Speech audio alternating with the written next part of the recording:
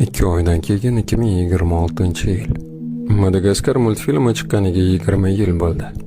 Birinchi muzlik davriga esa 23 yil. Shrekning birinchi qismiga esa 24 yil. Biz bolalikdan o'sgan multfilmlar eskirdi. Xuddi kimdir vaqtni tezlashtirib qo'yganga o'xshaydi. Ko'zingni ochib yumgungacha tong otadi. Biz yaqindagina uyg'ondik, lekin kunimiz deyarli o'tdi. Dunyo juda ham tez o'zgarib o'tdi.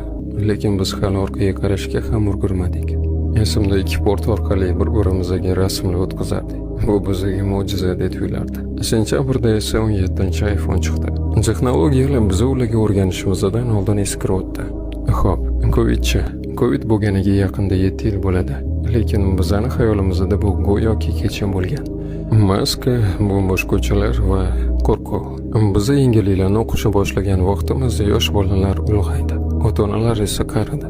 Va dunyo ham bildirmasdan o'zgardi.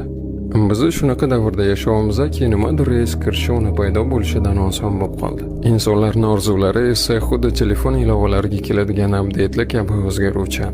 Vaqt esa u go'yoki ko'p, lekin u hech nimaga yetmaydi. Menimcha aynan shu